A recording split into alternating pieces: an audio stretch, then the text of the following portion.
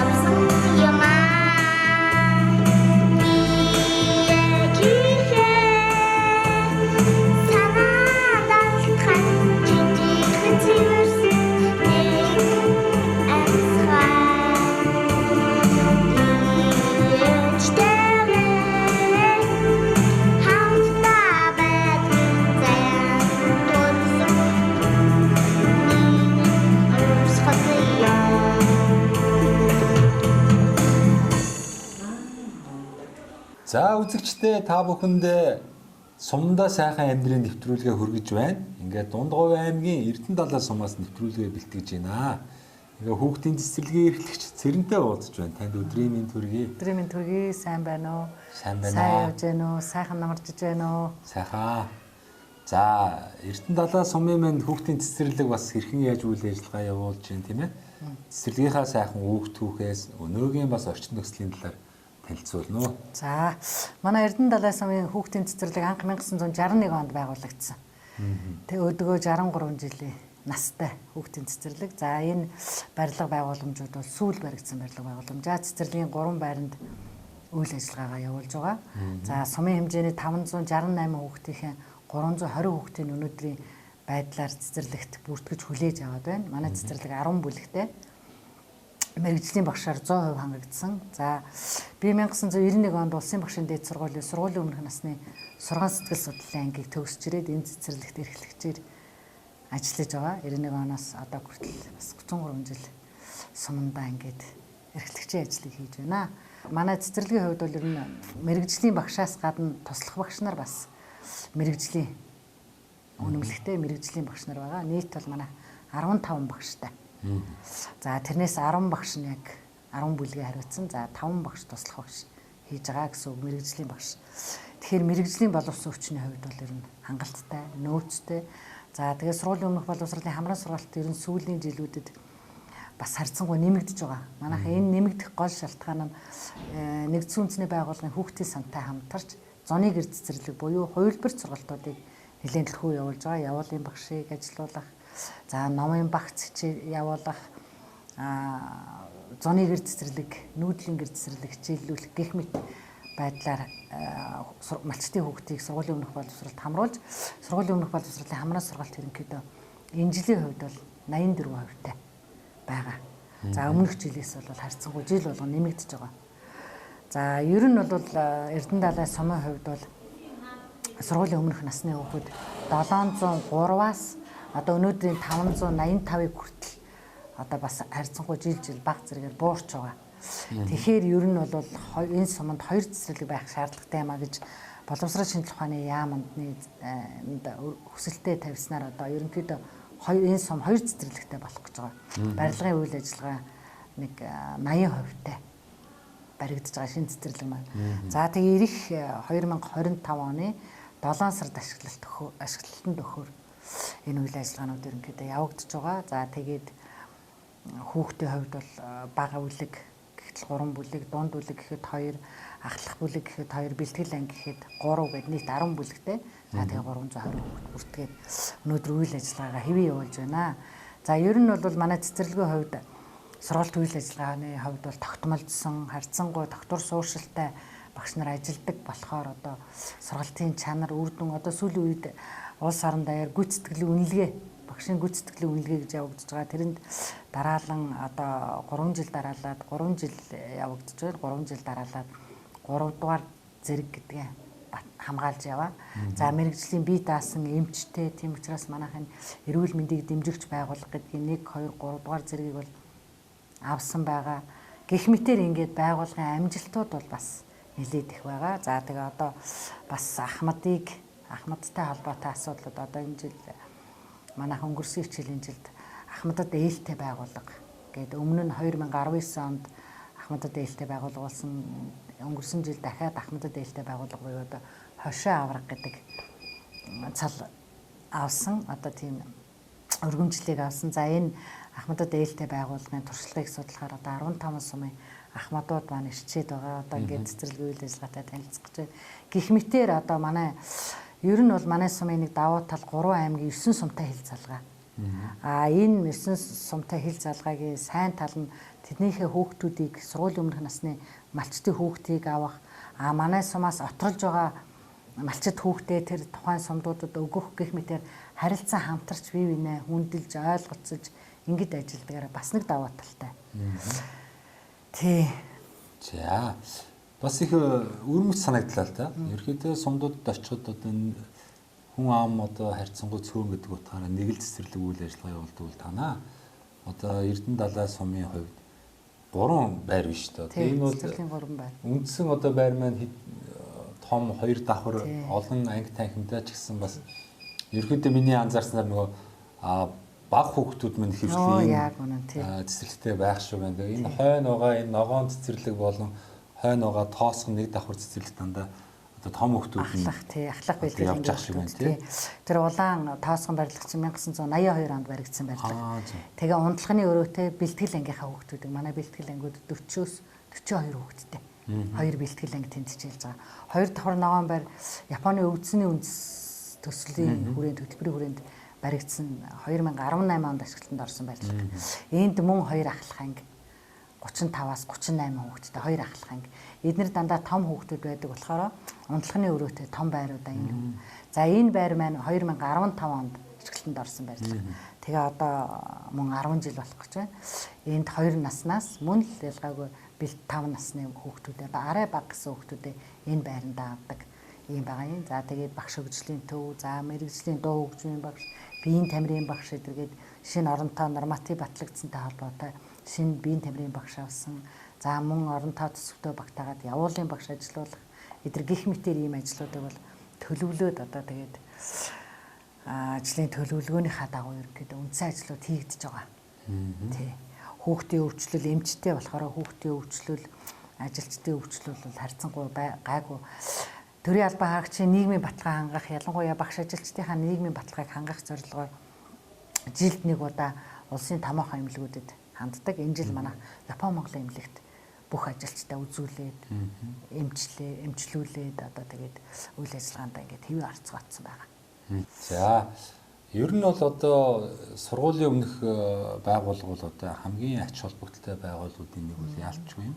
Одоо бидний монголчуудын маань ирээдүй болсон хүүхдийн одоо уг суур тий хүмүүжил юмыг ойлгох чадвар одоо суур боловсрол маань одоо эндээс эхэлдэг учраас төр засагч гэсэн аймаг сумууд бас хүүхдийн цэцэрлэгээ бас анхаарлын төвдөө одоо хандуулдаг баха. Энэ ч утгаараа одоо чадхаараа л одоо хүүхдийнхаа сургуулийн өмнөх байгууллага цэцэрлэгээ одоо дэмжгээл яваад ах шүү байдаг. Таны бодлоор энэ салбарт олон жил ажилласан хүний хувьд тийм ээ. Ялангуяа сум орон нутагт энэ цэцэрлэгийн одоо хамт олныг энэ орчин нөхцөл энэ багш нарын цалин урамшууллын тал дээр бас ямархуу бодлого барьж ажилтуул цохилтой юм болоо. Та бас хувийнхаа үзэл бодлоос хуваалцаач. Төр засгаас ерөнхийдөө бас багш нарын нийгмийн баталгааг хангах талаар олон арга хэмжээ авч байна уу? Үе шаттай багш нарын цалинг нэмэх. Ялангуяа манай аймгийн хувьд бол боловсролынхаа салбарыг нэлээд сайн харж үздэг. Нэг жишээ нь одоо өнгөрсөн хичээлийн жилд сайн цэцэрлэг, сайн багш гэсэн тийм үйл ажиллагааг аймгийн засаг даргын захирамжаар шалгаруулсан. Сайн цэцэрлэг, сайн багшид манайх цэцэрлэгийн манай сумын хувьд 3 багш аймагтаа байр эзэлсэн. За энэ жил болохоор багш нарыг багаар нь урамшуулах гэсэн тийм засаг даргын захирамж гараад мөн манай багш нар багаараа сая шалгуулад хүүхэд багшгүй шалгуулад ингэ явж байна.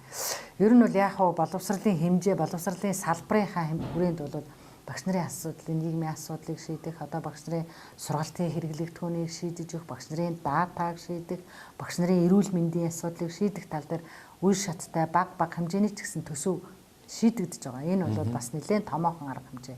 Ер нь бол яг хаа суманд хөдөө орон нутагт доктор залуучууд ялангуяа доктор сууршилтай ажиллах боломжууд байна.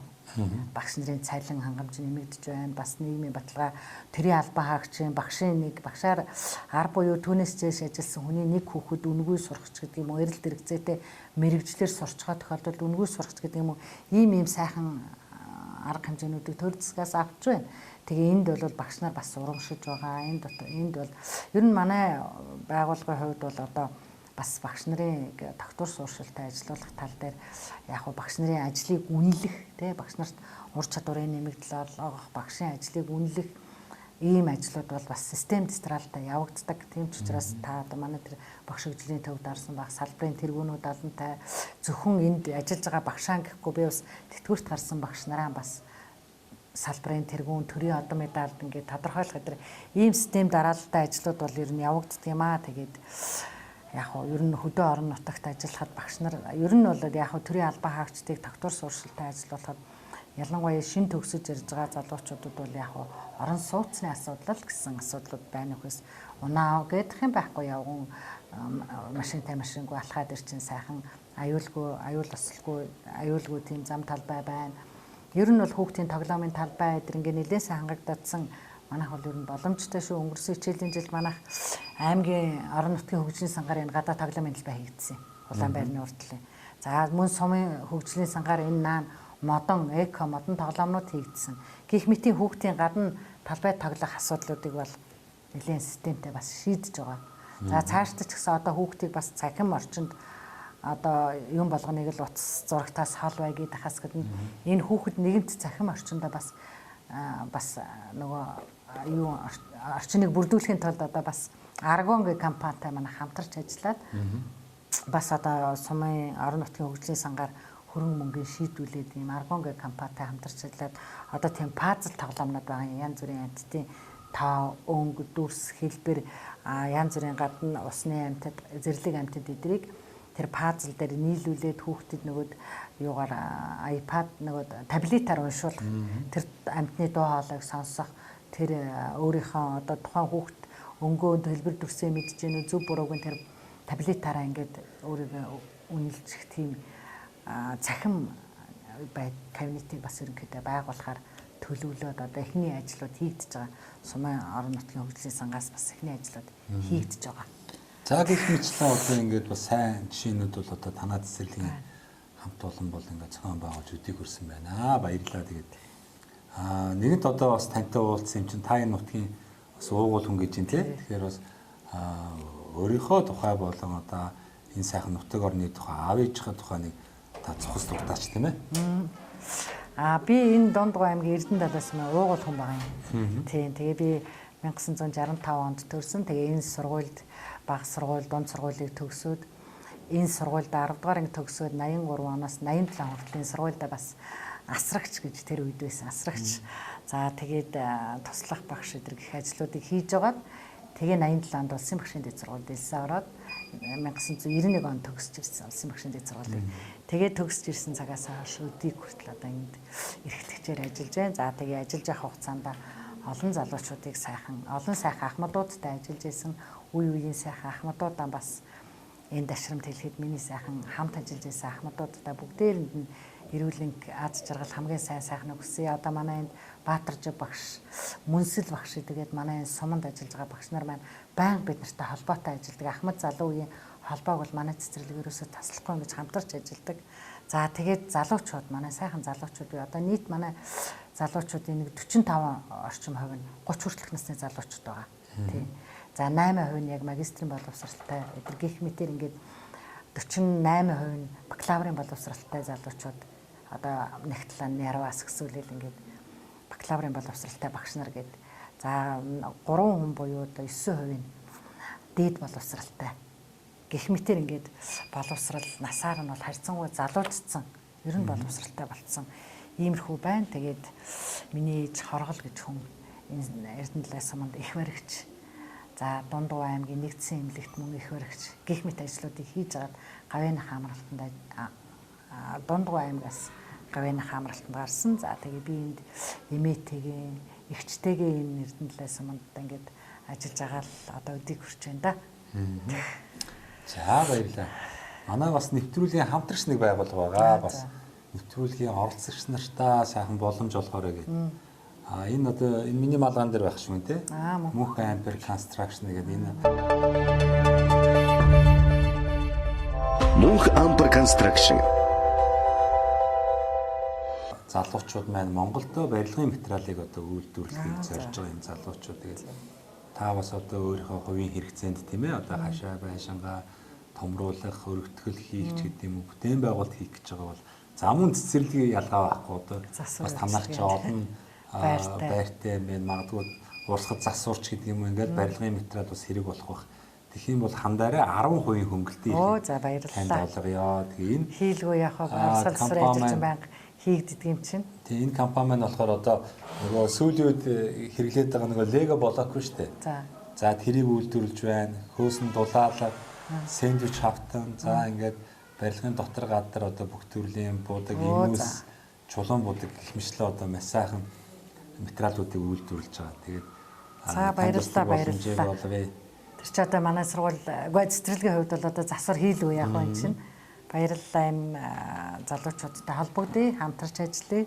За дээрэс нь одоо бас тань сайхан боломж олго. Энэ завширныг ашиглаад одоо цэнхэр дэлгэцээр бас оюутан цагийн анд найз нөхдөдөө нутгийнхаа угуул сугуул зон олон ах トゥ төрөл төгсөд нэвтрүүлэг гарах өдрийн чин сэтгэлийн мэдлэгийг төвшүүлж та.